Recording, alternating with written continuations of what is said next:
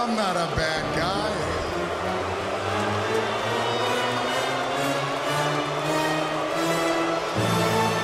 I'm not a good guy. I'm the guy.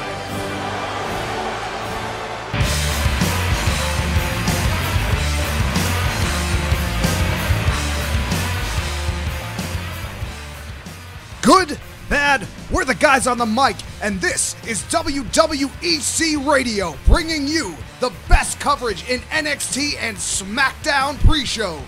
This is going to be a landmark day as we head in to our favorite day of the week, Thursday. Graham, GSM Matthews alongside me, Tommy Sharp. We're bringing you all the coverage that no one else is covering right now here in the today in the world of professional wrestling. Graham, how you doing? Doing great, Tommy. Always great on a Thursday afternoon here on WWEC Radio. Another great week in the world of wrestling. NXT last night, a very enjoyable episode of Raw on Monday night. And we got, of course, SmackDown tonight, my personal favorite wrestling show of the week in WWE. I can't wait for it. Can't wait, especially after last night, seeing the momentum that NXT has coming out of TakeOver Dallas. They are doing things that are captivating me in a way that is so challenging. When I think of the statement that we often say here on this show that SmackDown is the best produced wrestling program on television, and when I say that, I absolutely believe that. But then when I talk about NXT, it's hard to compare because the things that they are doing in NXT right now, from all the way from William Regal addressing the audience to shoot and promos cut in the back room to everything that's happening in the ring, the SmackDown and NXT are the biggest rivals in my mind as to who takes the best produced wrestling show. It's crazy. I mean, NXT last night, it was a refreshing change of pace. Obviously, we'll be getting into the episode in a couple moments, but last night, coming off the heels, as you said, of NXT TakeOver Dallas just a week and a half ago, taped from WrestleMania Access, so not Full Sail University, not the UCF arena from a couple of months ago. Completely different atmosphere. It's a refreshing change of pace.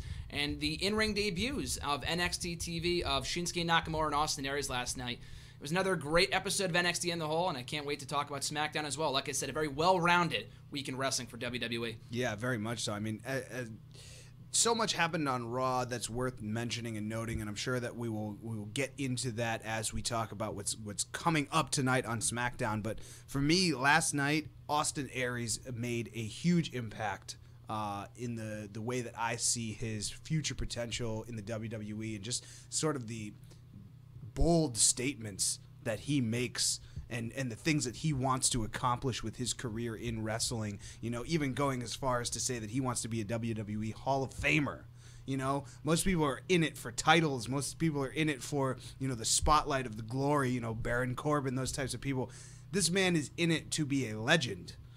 I find that to be so presumptuous in the best kind of possible way, you know, that I feel like this is a new Austin Aries that we're seeing from the Austin Aries we've seen in the past. I've got high standards for him. He has high standards for himself. I mean, look at what he calls himself, the greatest man who ever lived. And so far, he's lived up to those lofty expectations with his outing against Baron Corbin at NXT TakeOver Dallas, handing the Lone Wolf one of his lone victories, or rather losses in NXT via pinfall. And then following it up last night with a victory over, what's his name? Not Tucker Knight. It was Angelo Dawkins. Gotcha. Good match. Yeah, very. The curse of greatness has fallen upon Angelo Dawkins, and unfortunately, the curse of greatness versus the greatest man that's ever lived just couldn't compare. It was a fast and technical match, which I was surprised at. You know, there was not a lot of posturing. They got right into it. There was a lot of trash talking, especially coming out of Dawkins. But being as physical as it was, with the Austin Aries hit a rolling elbow for the win. He had a number of really sharp, explosive kicks and drop kicks and those things. So, you know, a lot of offense out of Austin Aries, not a lot of waiting around for a big guy like Angelo Dawkins to make a mistake. So don't let his small size fool you either. This guy, if you've seen him in Ring of Honor, on the independent scene, TNA, he is a great talent. I mean, he calls himself that, but he is just that. He is a tremendous talent. And I think last night truly proved that. I'm looking forward to seeing what's next for him in NXT. And it's also funny that we kick off with Austin Aries. Literally just got finished writing the article. It's up on Bleacher Report right now. Why Austin Aries will thrive in the absence of top stars in NXT. Now, with the call-ups of Apollo Crews, Baron Corbin, Sami Zayn, even guys like Enzo Amore and Colin Cassidy and the Vaudevillains. There is a vacant void at the top of the NXT roster, at the top of the NXT card, and I feel like Austin Aries will fill that void very, very well and can very well become another top star in the promotion alongside Finn Balor, Shinsuke Nakamura, and Samoa Joe. Yeah, well, speaking of Joe, actually, we saw just a brief little bit from Samoa Joe last night, and basically Joe is telling us that nothing has changed in his mind. 2 times, 3 times, however many times it's going to take for him to defeat Finn Balor, to get what he wants. He's in it for the long haul. He's in it for the war, as he said.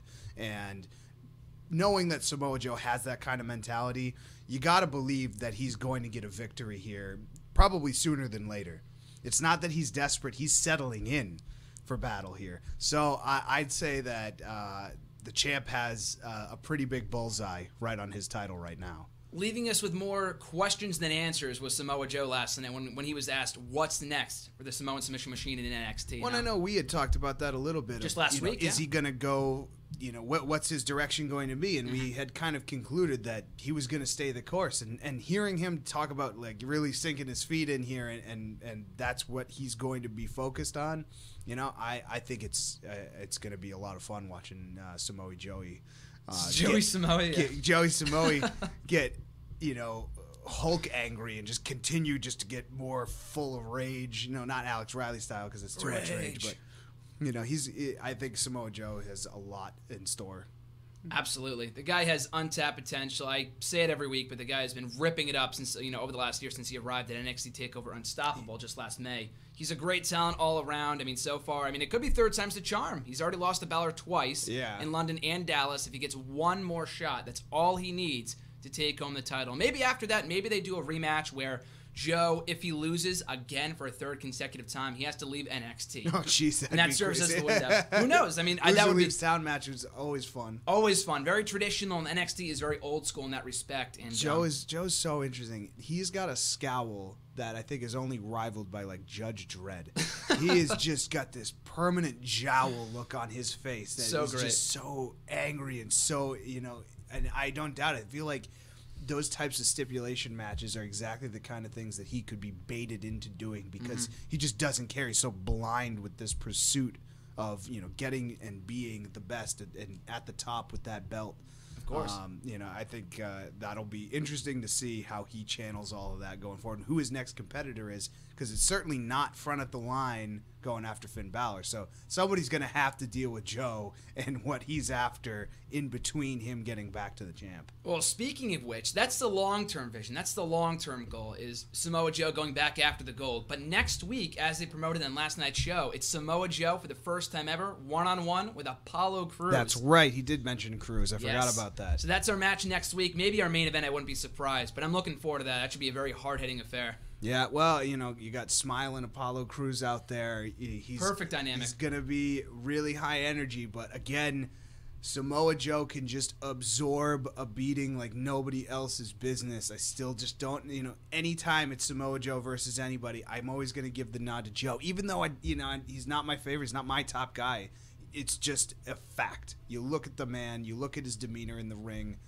That's exactly the kind of competition you're up against. It's going to be great. I'm psyched to see him against Crews. Same. He's been running rampant across the entire roster. He's knocked off Baron Corbin, Rhino, Balor, not one-on-one, but on several other occasions on episodes of NXT TV. Now Apollo Crews might be his next victim. And how does that affect Apollo Crews? We're talking all about Samoa Joe here.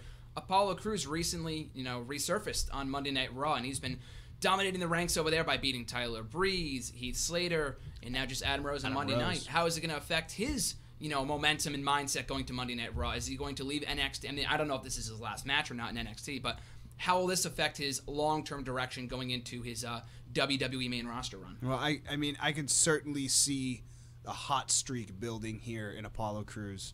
And if that has any indication as to what he might be able to do now that he has some more main roster experience and just has that leg up of understanding the next level of competition, does that mean that Samoa Joe is at a slight disadvantage by not having that experience, not having that information for himself? So it'll be interesting to see if Apollo Crews can keep this hot streak going for how long he does. He's been competing against some pretty big names. And his match against Adam Rose was definitely a well-conceived match between the two of them. You know, Adam Rose put up a hell of a fight, and he's a great talent no matter what, every day of the week. And then just last week on SmackDown, scored a victory over former Intercontinental Champion Curtis Axel. So obviously, as you said, he has that main roster experience that Samoa Joe does not. I mean, albeit not much. He's only been here for 2 weeks, but he does have that edge over Samoa Joe. So we'll see how that affects next week's main event. Well, and this is not the Attitude Era. They're not throwing squash matches and jobbers at somebody like Apollo Crews. You know, they're putting the Axeman out there. They're putting Tyler Breeze out there. They're putting Adam Rose out there. But when you say jobbers, like local athletes and stuff. Yeah. I mean, that's very much what you would see on a new someone coming into the company through the Attitude Era. Mm-hmm. It would be a big name, big entrance coming out to face a nameless kind of generic tighted just like wrestler. Ryback a couple years ago when he was doing he still Feed Me More or whatever, but when he was facing like 2 to 3 people at a time or whatever, and he was doing the double shell shock, they're not doing that with Crews. I like how they're kind of giving him his own build. I want to know more about him, like we kind of found out more about Baron Corbin, who we'll get to because I know he was on NXT last night. They aired a vignette for him on Monday night, which I thought was great. I want that character evolution for Apollo Crews, though. What is his motivation coming to Monday Night Raw? Well, and I love the idea that everybody's out there and they have to put themselves over, and they have to connect with the audience in a way that gets them to come back the next week, you know, and continue to contend for that spotlight and those chances. So, in a way, this so-called reality era of WWE sports entertainment is now starting to actually take its own interesting shape, where the performers, I feel, and the wrestlers actually have to go out there and continue to captivate people so that they do come back the next week. And I mean, this is very different than the type of builds and cards that we've seen in the past. And now people can go out and make a name for themselves under this umbrella of WWE and sports entertainment. And I think that opportunity alone to hop, we've even seen this with Emma before, to hop back and forth, or Zack Ryder, hop back and forth between NXT, WWE main roster, and still continue building these ideas that you have for yourself in your career and how you want to be a competitor. That in itself, whether they intended it that way or not, has become what is the reality era for me. Mm-hmm. Kind of blending those two realities. You're not solely NXT and you're not solely WWE main roster, Raw, whatever you want to call it. But it's on you to determine where the audience wants to see you. Exactly. You know? And exactly. They obviously can recognize a talent in every single person that they hire. Otherwise, they wouldn't be hired. That's their standard now. Absolutely. So everybody is useful. Everybody can be thrown on television in a moment's notice. That is the goal of all of their training and their performance centers and all of that. But now that we have such great talent in the WWE across the board, where you can have all kinds of injuries and all kinds of people out for different reasons, Bray Wyatt being one of them. We'll talk about that in a little bit. Now you can have people step up to the plate. And then once they do, why would they step down? Exactly, you know? Exactly. Not just because John Cena's back. Is Cesaro going to step down or take a couple, be knocked down a few pegs? It'll be up to Cesaro to continue and stay at that innovating status. And innovate that status, because what got people over in the past just won't work anymore. And you need to constantly evolve and push that creative and physical envelope so that people can understand that. And I'm going to jump around a little bit in last night's card here, but speaking of pushing that envelope and really showing something new, I thought Tye Dillinger, not only his promo for his match against Nakamura, but his match in itself, and just even if you take the first 5 minutes of that match as a snapshot of how good the chemistry and the motivation that the Perfect 10 Tye Dillinger had out there, he was throwing it right back in Nakamura's face. All the prestige, all the hype, he was not buying it in the slightest, and he had very, very short and direct words to say to Nakamura. And I thought that was one of the best promos I've seen in forever.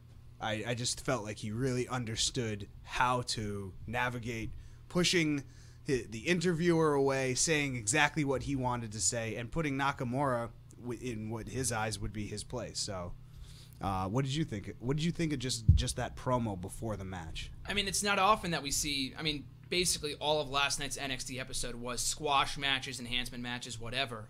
This was kind of along the same lines, but a very probably one of the most entertaining squash matches or enhancement matches, I guess is the best word for it, in quite some time. I thought Tye Dillinger, he's a great wrestler, he's a great character, and he seems to have kind of taken over that role that CJ Parker previously had as NXT's number one, I guess, jobber or whatever, but I don't really think that's the proper term. He has a character. People care about the guy. He goes out there and he entertains the hell out of me with the whole 10-count gimmick. I loved when he did the 10-count, and then he did Shinsuke's, come at me, bro, whatever. I mean, I think Tom Phillips said, what is come at me, bro, in Japanese or whatever, which was pretty funny. But he has faced, you go back a couple months, he faced Apollo Crews in his first ever WWE match in Brooklyn. He faced Sami Zayn in his first match back from injury back in December in London. And now he's going one-on-one with Shinsuke Nakamura. But he's main eventing as well. They're not, and almost, not to counter you truly, because I feel similarly, but I felt like everything that could have been a squash match or an enhancement type match, they added something to it that completely changed that dichotomy for me last night.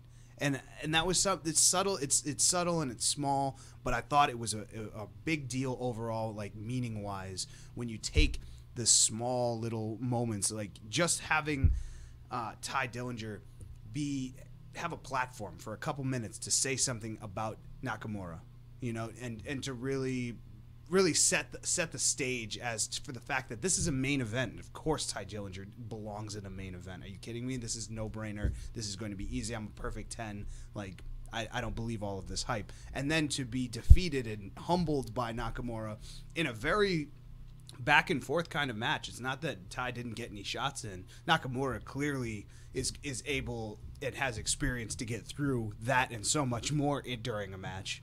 But Tye Dillinger looked strong the whole time, and I thought that, being in a main event spotlight, I was like, I would hope to see you there again. You certainly have the attitude to continue to push yourself up that far. And then even just look at Alexa Bliss versus Tessa Blanchard. I thought that was so cool that her being a daughter of one of the Four Horsemen, being the daughter of Tully Blanchard and everything. I just felt like that immediately gave her a little bit of babyface credit, just in general, to somebody like Alexa Bliss, who is just known for being just heartless and cold. So those couple of things remove the enhancement from it and just make it an interesting story in ring in that one night, even if that's all that is. I think overall, while each match, like I said, was an enhancement match in a way, I really liked, and I'm typically a fan of less is more when it comes to less matches per episode. We had 6 matches last night, but I didn't hate it, because like you said, you kind of alluded to it there, each match had a different story. Dillinger going one-on-one with Nakamura, he wasn't buying into the hype. He was not afraid of Nakamura. He showed that he was on the same level, to an extent, as the King of Strong Style. You look at Alexa Bliss versus Tessa Blanchard, her impressive outing and her initial outing in NXT, a good women's match there. Liv Morgan working over Bayley for a majority of their matchup, and Bayley having to work from underneath, which is kind of along with her character and kind of fighting back, coming off her loss from Asuka, against Asuka in NXT TakeOver Dallas. Even the tag team match I thought was really, really good. That was the farthest thing, I think, from a squash match. Oh, no, well, with an arm bar by Ciampa for the win surprising over victory. the Vaudevillains. I thoroughly thought the Vaudevillains had the victory last night. Yeah, well, they certainly came out looking like they were, ready to be on top of that match, and they definitely dropped the ball. They had a good showing. They had a great showing, but they got caught in a number of submission spots dead in center of the ring. There was really nowhere to go after that. So, a little bit more tenacious and fury from Tommaso Ciampa and Johnny Gargano. But the only real enhancement match I saw last night was Tucker Knight versus Baron Corbin. Yes. That one was just a pure squash. That was maybe a minute or two at most, I think. But I feel like those are the matches that Baron Corbin thrives in. Yes. And those are the type of matches he should be having on the main roster. We didn't really get that in his first ever singles match on Raw against Dolph Ziggler. That was more a competitive match, and you saw the result of that with the crowd chanting. I know that was the post-WrestleMania Raw crowd, but they were chanting for beach balls and whatever else. I feel like Baron Corbin is better suited for those kind of matches where he's kept limited and he could squash whoever he's facing in the matter of a minute. I feel like that finisher is so impressive too. I feel like William Regal threw him a bone on that one. Oh, of course. He's been solid throughout, and I'm sure this is the result of Baron Corbin backstage bugging William Regal for any match. He just wants to go out and hurt somebody. And also bounce back from Dallas, too, when he lost to Austin Aries. So and that's angry. Just it. Yeah, he's angry. He wants in-ring action. And Tucker Knight with that horrible, hideous-looking... I thought he was Bull Dempsey for a moment. Yeah, it looked like a Michael Hayes, nightmare out there. So, we did not mention Michael Hayes on this show. No. So, yeah, that I was happy to see Corbin go out there and do his thing. And he looked solid as always. But, I thought that it was interesting tag team... news coming out of American Alpha meeting up with Enzo and Cass there for a bit. We could potentially see them. Sounds like we will be seeing them, and hopefully for the titles. I wouldn't see why they wouldn't just throw it up on the line. If they got that much respect for each other already, then what's there to hide? Well, a few things here. The match is confirmed for next week. Is it? They had that backstage encounter. It was at the arena, the Sportatorium or whatever in Dallas, where they won the championships. Just last Friday, and the match was confirmed to take place on next week's show with Apollo Crews versus Samoa Joe. No championships on the line, though, but they did mention this. Enzo Amore said, you don't have to put the titles on the line. Let's just mix it up. First time ever. It's never been done before. They didn't really say, we're on our way out, but that's kind of the direction they're heading in, obviously. And I like it a lot. And it's kind of, like you said, it wouldn't hurt. The championships are on the line. It's babyface versus babyface. Two fan favorites. Does it really matter? Throw the championships on the line. Are you fighting champions? But at the same time, I like the logic that the titles are not on the line. Because a la Apollo Crews and Finn Balor, remember a couple months ago when Crews said, I know I fell short of victory via disqualification back in October or whatever it is when I faced you for the NXT Championship, but I want to prove that I can beat you. And if Enzo Amore and Colin Cassidy win here, they can earn themselves a future tag team title shot because wins and losses do matter. And Enzo Amore and Colin Cassidy, for as popular as they are in NXT, don't have the most stellar win-loss record. The last time we saw them, I believe, in NXT, they lost the Revival at Roadblock. Roadblock. They don't technically deserve a championship match, but if they can beat the tag team champions, that will therefore earn them a title shot. So what a concept from NXT. But that's actually I like it a lot. A great point. I feel like you're right on the head there. If they can continue having high quality matches, American Alpha as tag team champions against people that they enjoy competing against and have a similar affiliation for, then I think that that's a great way to get some people a chance at the champs. Just see if you can land a win. If you can land a win, then we'll put the titles on the line. That seems an extremely respectful way to go about it. I don't know how fair that is to other teams that don't get to walk right up to American Alpha and say, I want, a match with you. And if I win, I get to, have a match for the titles. I don't know. It might be setting a bad precedence. At the same time, Enzo did say, I definitely agree with that. Hopefully, vaudevillains don't walk up and say, hey, if I beat you, can I get a title shot? Whatever. But I think Enzo and Cass made the point that they have been there longer than anyone else. The greatest team, undoubtedly, in NXT history to have never won the tag team titles. American Alpha. It surprises me more so than anything else. American Alpha are so hot right now. And they've been teaming since definitely this summer, maybe June, July, August of last year. That these two teams have yet to face. And that's a real testament to NXT's tag team division. They're not throwing matches on the TV. Oh, the fans haven't seen this before. Let's do it this week for no reason. They've been building up to this for maybe 8 to 10 months.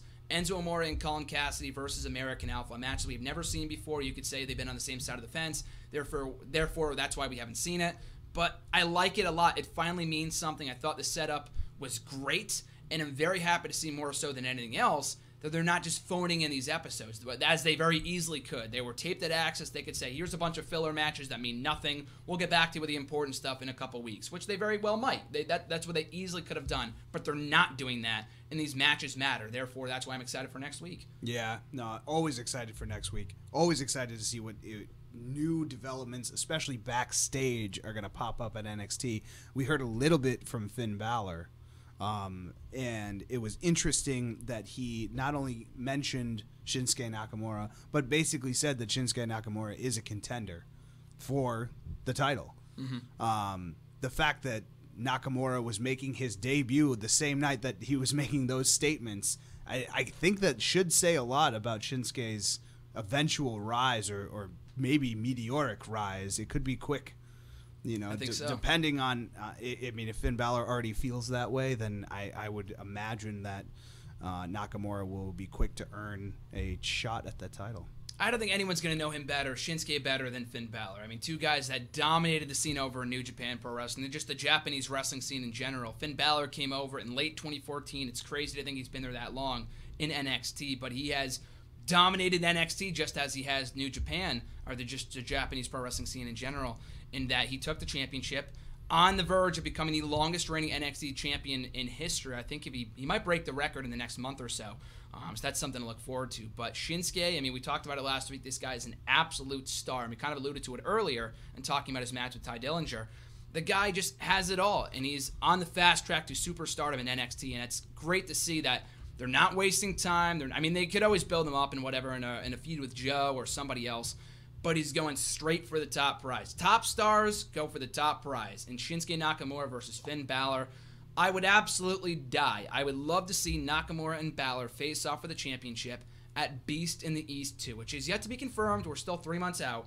But if they hold that special again, 4th of July weekend in Japan, live on the WWE Network, two of Japan's that was a blast. Great event, absolutely, overall. And if they hold that match in the main event, I don't see why it wouldn't be. I was very disappointed that Balor and Owens wasn't the main event for that show last year. Yeah. Nakamura, Balor, NXT Championship. 1 year, almost to the day that Balor won that title initially.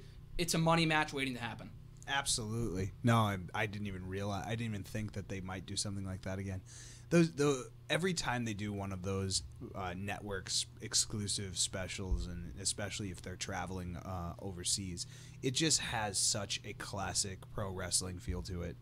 They're not able to throw in all of the American arena production like bells and whistles that they can do, and then you get this really intimate show about the performers and nothing else. There's often not even a ramp that looks even slightly similar to the ramps that you see in American Stadium. So just knowing that my favorite match of the year was Neville versus Jericho at Beast in the East, I thought it was one of the greatest pro wrestling matches I may have ever seen. It was just a work of art what they did in that ring, and they worked so hard against each other, and it was fantastic to see. And then you have Brock Lesnar on the same card, and it was just a monumentally cool show. So those are the types of things coming out of NXT, coming out of WWE, especially on the network side. You know, NXT is a network-only show. So the fact that that is the kind of clout that NXT is bringing to the platform, I think that we're in for even cooler stuff this summer and going forward. And speaking of, you know, the best shows that are produced, we are going to shift gears now and talk about SmackDown. We have a lot of stuff going on SmackDown tonight that I'm excited about. I hear Miz TV is going to kick off SmackDown, which honestly, in years past, I don't even think past me would believe that I'm saying this, but I am a huge fan of Miz TV right now. He's killing it every time he's out there. I thought, we talked about this, you know, off the record over the course of this past week, but I thought the segment that we saw on Raw from him, Cesaro, and Maryse was so great. You know, it's so typical, too. It's so simple. It's the cookie cutter, I'm better than you, Hollywood heel. The Rock did the same thing. We've seen other heels do something similar. David Otunga did the same thing a number of years ago when he was like an A-list celebrity. Like, oh, we only want green M&Ms. Like stuff like that, the snobby persona. But Miz plays that character so well. And I've been loving this Hollywood persona that he's been doing. I was there for the debut over 2 years ago in Hartford. Been loving it ever since. But the extra element to this character that is Maryse, and that natural chemistry that they have together, which comes as no surprise because they are a legitimate couple in real life. They are actually married. It's just, you know, for a lack of a better term, awesome. Pun totally intended there. I think these guys work so well together. And you throw in the potential, you know, the potential elements of the returning Cesaro, who these guys have had matches before against each other in the past, Miz and Cesaro. They were always good. Roles reversed this time around with Cesaro as the returning, conquering babyface. Miz is the arrogant, you know, full of himself heel. And also, let's not forget about Zack Ryder, who might make an impact here tonight as well. What does he have to say? He was not on Raw this week. He's still reeling from the loss of the Intercontinental Championship on last week's Raw and losing the rematch on last week's SmackDown. What does he have to say about all this? That's why I'm excited for Miz TV tonight. Yeah. There's so many reasons to watch Miz TV right now, and must see. I mean, he's always said like this is the most must see television show, and now it actually matters. Now it actually is. Kind of feels like it is a little bit now. For me, when you mention like Hollywood, and you mention this, very, very elitist kind of persona that The Miz brings to the table. It reminds me of Andy Kaufman. When Andy Kaufman approached professional wrestling and, his infamous, feud with Jerry Lawler and things like that, and Andy would be wrestling women and really just being a monster heel about all of it. Andy's big, point or stake in the ground was that he was from Hollywood and he can do whatever he wants. If he wants to be a professional wrestler, all he has to do is walk in the ring. And if he wants to travel around in a limo and travel to every stadium and force his way onto the show, he can buy his way onto the show. He's that rich. He's from Hollywood. He's above you. He's better than you. And The Miz has taken that and has done it at such a sincere level. I mean, The Miz has gone from everyone chuckling, going, haha, Santa's little helper, the Marine 3. The laughing stock of the company. Yeah, come on. There's no way that you could honestly tell us that you are a movie star, but I mean, here he is holding it down, doing double and triple takes on his promos backstage and doing everything that leads you to believe that maybe he does have enough money and is getting all of these roles and doing all this stuff where he is above you. He is above professional wrestling. He doesn't have to travel around like everybody else does. He's got it made. And he continues to perform here because, he has said himself in the past, he wants to prove that he can be the best everywhere he goes. And until he has done that, he'll continue to endeavor. And I think that's what's so cool about The Miz right now. And someone like Zack Ryder, who has been working just as hard but has none of the glitzy Hollywood glamour that The Miz comes with. I mean, when Miz came back a couple of years ago, he said himself, I left for Hollywood to go film the Marine 10 or whatever it was because I wasn't appreciated here. But I'm here to prove to you that you were all wrong, that I am going to become the WWE champion. That's exactly the moment I was thinking of. Exactly. Right when he came back, and that was his character motivation, exactly what he needed. I mean, I've always been a Miz fan. It was actually 8 years ago today I started watching wrestling, so today is my fan-anniversary of sorts, and Miz has been there since the beginning. But it's only been just recently, in the past 2 years, but specifically the last couple of weeks, when my hand goes up, your mouth goes shut. Like, it's the little things like that he says that make him such a money heel, and I think it's so great. And then you want to hate him that much more because he has a hot wife. Like, how does this jerk get married to something like that? I mean, she's not a nice person either in character and storyline, but I want to boo this guy because he has a hot wife and she's insulting me in French and acting like it's a nice compliment. You know what I mean? And you mentioned Zack Ryder, too, who I also want to mention. I don't know if you saw it or not. The sit-down interview with Michael Cole this week was phenomenal. Yes, it was. Featuring Zack Ryder. And not just because, it's a cancer story, whatever. Just the genuine emotion, the humanity that he showed in sitting down. It's not like, talk about your cancer story. That's going to make people feel sympathy for you. No. Everything that he said, the way that he said it, this is the real Zack Ryder. I love the fun-loving, hype bro, woo, it. Like, that's great and all, but the real Zack Ryder that grew up watching wrestling, that motivated him to overcome cancer in high school, that motivated him to go on to WrestleMania and win his first and possibly only Intercontinental Championship in a moment, akin to Shawn Michaels and Razor Ramon from a WrestleMania that he was there for, WrestleMania 10. That's the Zack Ryder that I want to see. Hopefully we see that Zack Ryder tonight on SmackDown. Yes. No, a very much more serious-minded, focused on achieving the things that he's finally wanted to achieve. He has all the skills. He has all the experience. He has had all of the big moment matches. He's been in WrestleMania events. He's been in house show events. He's been on NXT and batted back and forth between NXT and the main roster. What is there to lose? There's everything to gain. I love when wrestlers have everything to gain and they have built up everything. That's something I would love to see Sandow do for himself and build up all of that. And unfortunately, he's in that phase that Ryder was in probably a year to 2 years ago, where generating enough interest on social media is also a help.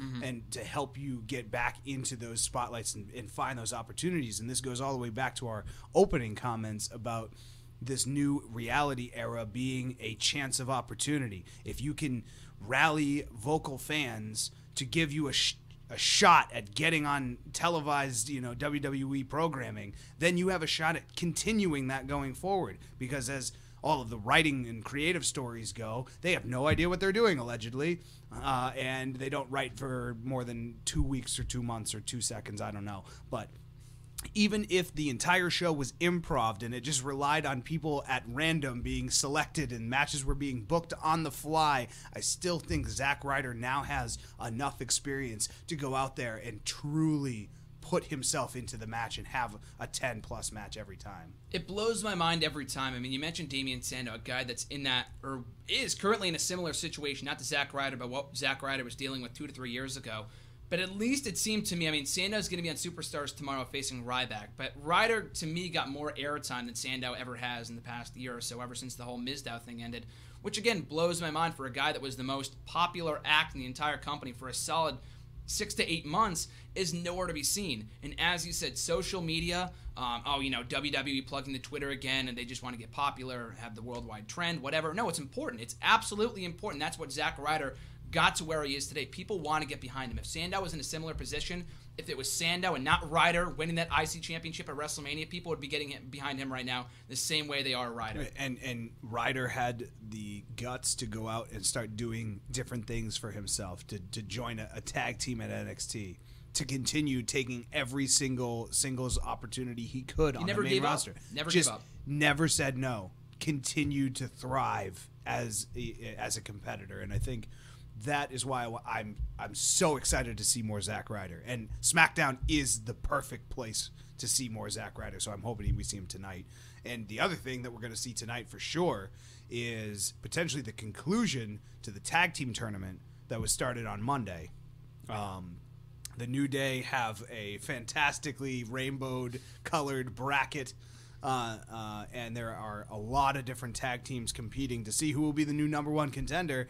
And I believe that Enzo and Cass are now going to be in that picture. Yes, Enzo and Cass tonight will be facing, I believe, not the Vaudevillains. They will be facing Ascension tonight on SmackDown, followed by the Vaudevillains versus Golden Truth, yes. Goldust and R-Truth. So kind of the lesser of the two matches that we saw, on Monday Night Raw that pitted the Dudley Boys against the Lucha Dragons, and then the Usos versus the Social Outcasts. But I really like the idea of a tag team tournament. I mean, we might have talked about it, over the course of this week. I know I talked about it with RJ on Tuesday on Wrestle Rant Radio, but you look at this division right now, and that's 8 teams right there. I don't care if the Ascension mean nothing, the Outcast or Losers, whatever. That's 8 solid tag teams. That's not even including the New Day, the impending arrival, not even impending arrival, the arrival of Luke Gallows and Carl Anderson. Yeah. You have the Wyatt family. You have League of Nations. That is Primo and Epico. That is 13 tag teams right there. 13 tag teams. What was the last time we could ever say that we had that many tandems in WWE? Credible or not? And I love the fact, too, and it's sponsored by Bootios, by the way, too. And it's sponsored by Bootios. They make sure you ain't booty.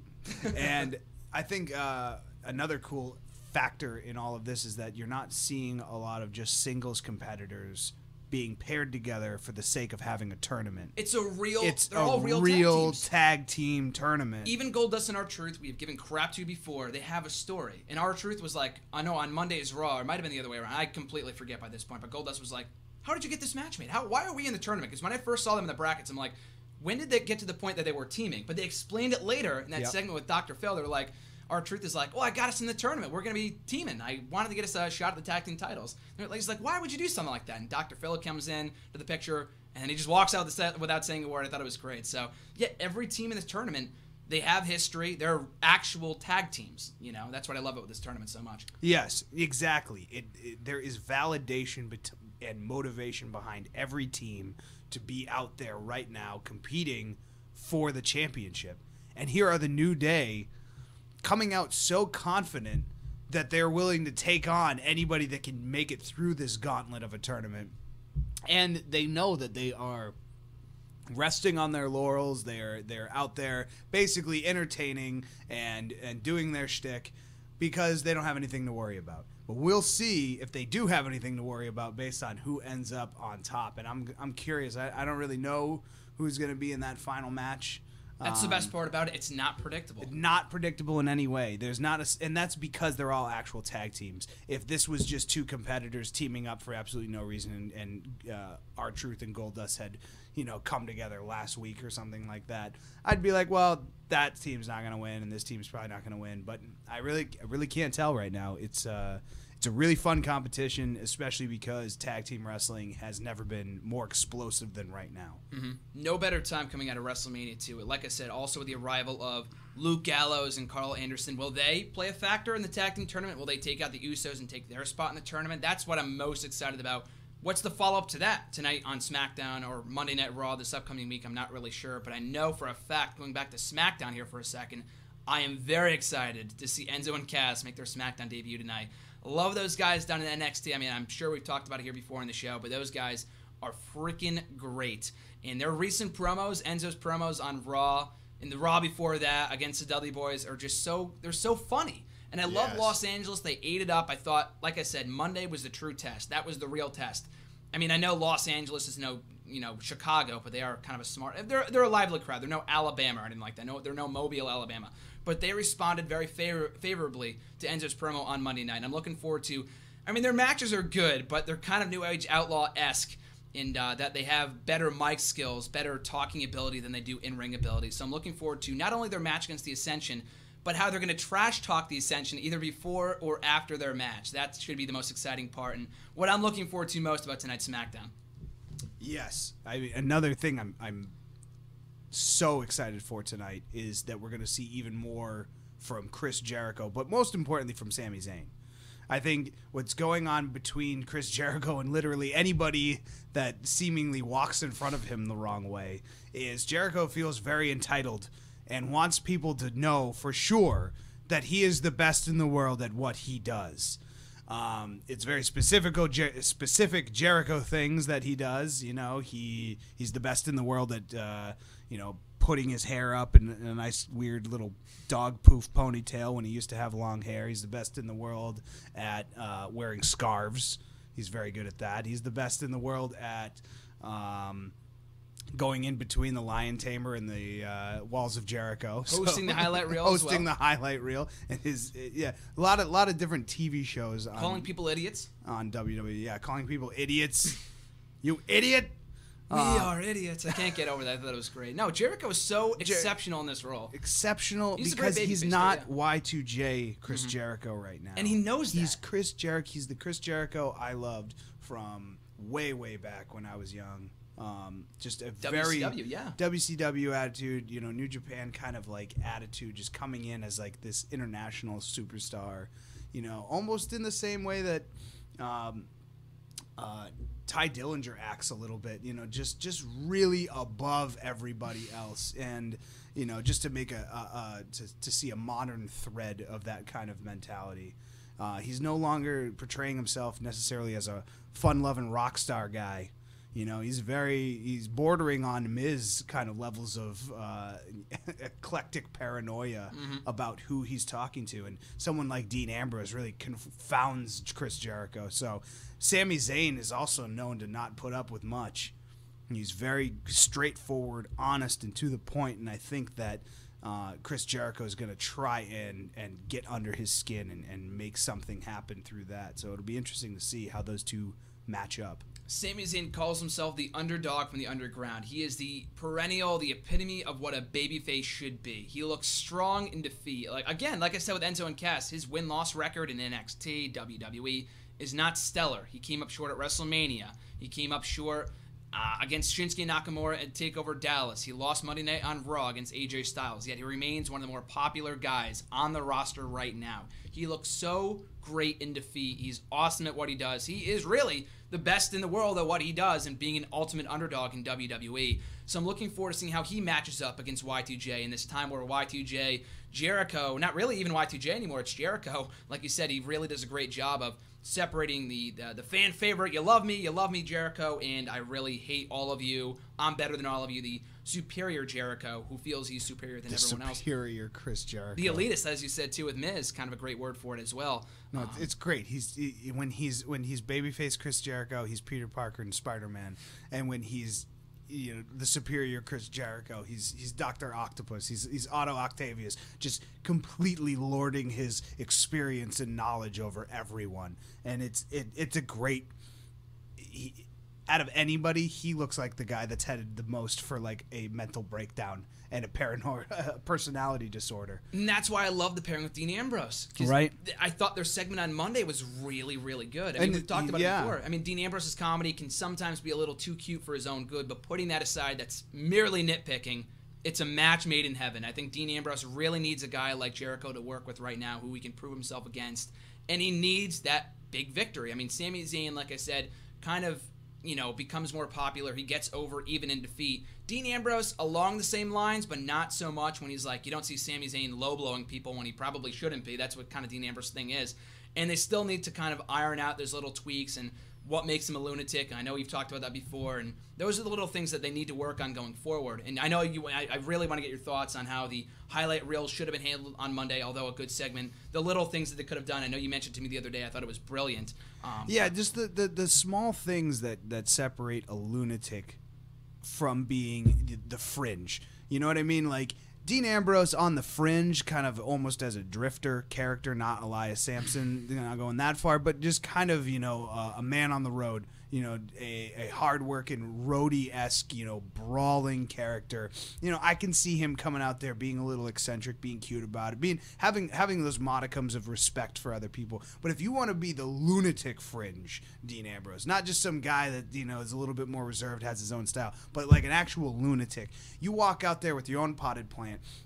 You see Chris Jericho's potted plant sitting on a stool in his nice little flat panel television. You take that potted plant, you pick it up over your head, and you throw it down outside the ring. Then you take your plant and you put it on the stool, and then you don't like it at all. So you take that plant and you throw it on the ground, and you turn the stool over, and you empty out all the dirt from your potted plant, and then you try to put it on the upside down stool, and it obviously won't work, so that just falls. So you get frustrated, you kick all of that out of the ring, you walk over to Chris Jericho's microphone, you just slap it out of his hand, you put up your crazy ass sign on the TV that says Ambrose Asylum, you look around, you look for a microphone, and you get on the mic, and you just act like it's go time, and someone just gave you the green light to go, and hello, I'm Dean Ambrose, and welcome to the WWE, and you do it all Vince McMahon style, and you ham it up, and Chris Jericho finally picks up his microphone and says, "What in the world are you doing?" And my first guest, and you just go insane. We kind of saw something like that on Monday. Little Not bit. quite to that extent. No, yeah, but Jericho's like, "This is my show. What are you doing here?" But Stuff like that. it's just those little things that separate a Yes. man on the Fringe from a lunatic Fringe, and that's just all nitpicking, because I feel like Dean Ambrose doesn't really want to or doesn't really connect with that level of Looney Tunes nonsense Anyway. And I don't blame him. I think he's his own caliber of wrestler. He's basically Clint Eastwood. He's Kurt Russell. He's the Wolverine of professional wrestling. And as a leading man in that regard, I don't think he the Macho Man would say the champ can never afford to look ridiculous.